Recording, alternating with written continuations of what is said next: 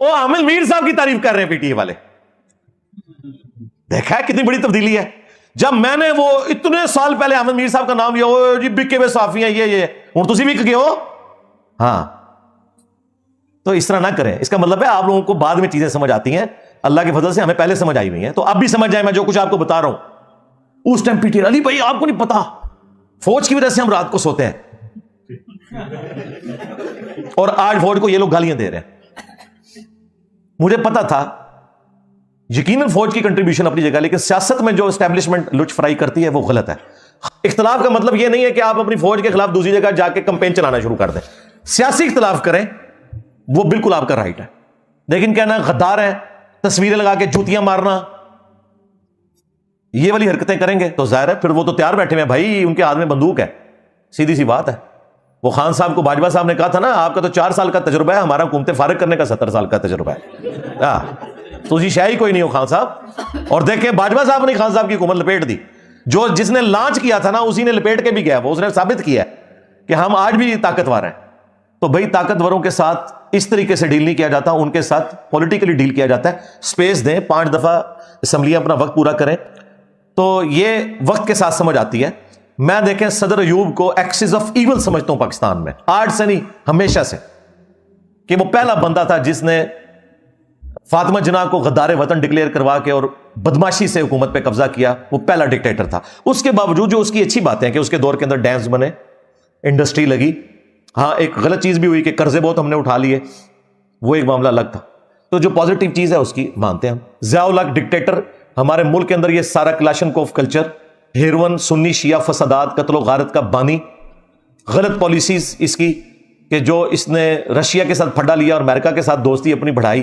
ان تمام چیزوں کے باوجود اس کی ایک پازیٹیو چیز تھی کہ اس نے جو بھٹو صاحب نے پاکستان کا اٹامک والا معاملہ شروع کیا تھا, یہ بھٹو صاحب کی بہت بڑی کنٹریبیوشن ہے.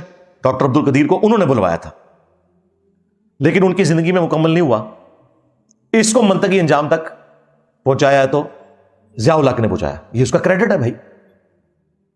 اس کے بعد نواز شریف صاحب کو یہ کریڈٹ جاتا ہے کہ $5 ارب اس وقت آفر کیے گئے تھے, اس کے باوجود انہوں نے استقامت دکھائی اور پاکستان کو ڈکلیئرڈ نیوکلیر پاور بنایا. 6 دھماکے کیے, 5 اس کے جواب میں, اور 6 انہوں نے جو پہلے انڈیا نے کیا ہوا تھا نا کئی سال پہلے, اس کے جواب میں 6 پورے کیے. یہ ان کو کریڈٹ جاتا ہے. موٹر وے بنوائی انہوں نے. آپ کے ملک کے اندر اس وقت سب لوگ بات کرتے تھے, اس وقت 35 ارب کی موٹر وے بنی تھی, آج 3500 ارب کی بھی نہیں بنا کے آپ دے سکتے, اور آپ کی لائف لائن بنی ہوئی ہے. تو یہ ان کی کنٹریبیوشن ہے. بے نظیر بھٹو, جان پہ کھیل کے اس عورت نے میزائل ٹیکنالوجی پاکستان کے لیے لی ہے.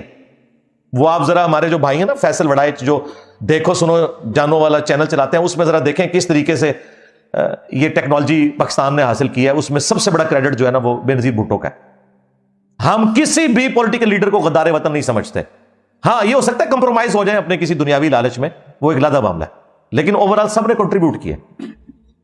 اس کے بعد سب سے بڑا بدماش جو تھا مشرف, میں اس سے سخت اختلاف رکھتا ہوں کہ اس نے پاکستان کو امریکہ کی جنگ میں جھونک دیا, اور اس وقت جو افغانیوں میں نفرت ہے ہمارے بارے میں مشرف کی وجہ سے, چند ڈالرز کے پیچھے اس نے ہمارا اتنا بڑا نقصان کیا. ہمارے فوجی شہید ہوئے, عوام شہید ہوئی, علماء شہید ہوئے, دشمنیاں بن گئی 2 ملکوں کے درمیان جو دونوں مسلمان تھے.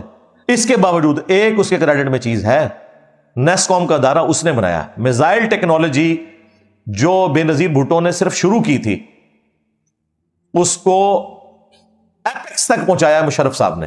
اور یہ وہ دور تھا جب میں بھی انہی اداروں میں سے ایک ادارے میں جاب کرتا تھا, اس لیے مجھے فرسٹ ہینڈ نالج ہے اس حوالے سے. اس لحاظ سے مشرف صاحب کی بہت بڑی کنٹریبیوشن ہے. اس کے بعد آگے زرداری صاحب کی گورنمنٹ آ گئی.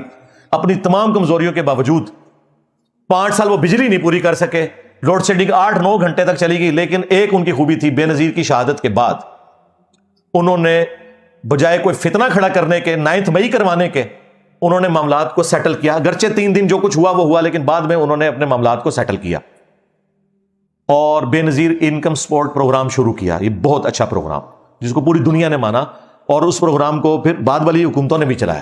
یہ بہت بڑی کنٹریبیوشن ہے. اس کے بعد نواز شریف صاحب آئے, میں تو کنکلوڈ کر بیٹھا تھا پتہ نہیں اب بجلی ہماری پوری ہوگی کہ نہیں.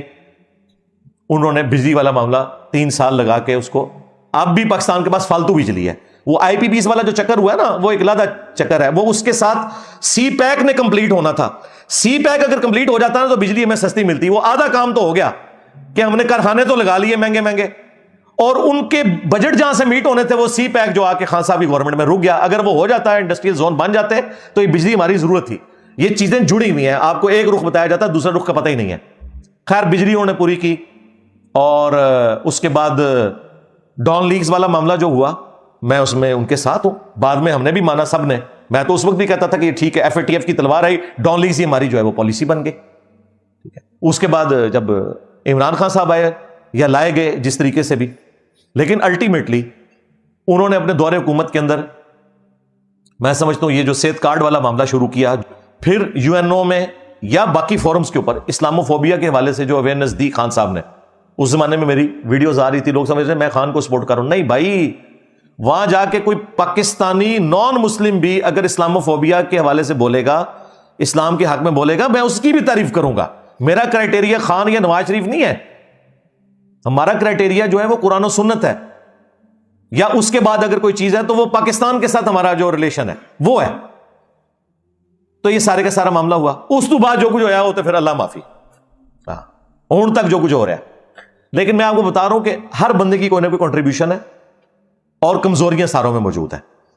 اس وقت ساری پارٹیاں سیاسی اینٹی اسٹیبلشمنٹ ہیں, فائدے ضرور اٹھا رہی ہیں تھوڑے بہت, لیکن اندر سے ساروں کو ہاتھ لگ چکے ہیں. اور دوسری طرف اسٹیبلشمنٹ, اب ان دونوں کے ملاپ سے ایک تیسری چیز بیچ میں سے نکلے گی اور ہم آگے بڑھیں گے انشاءاللہ. ہم اللہ سے امید کرتے ہیں. اللہم ربنا آتنا فی الدنیا حسنہ وفی الآخرۃ حسنۃ وقنا عذاب النار. اللہم احسن عاقبتنا فی الامور کلھا واجرنا من خزی الدنیا وعذاب الآخرہ.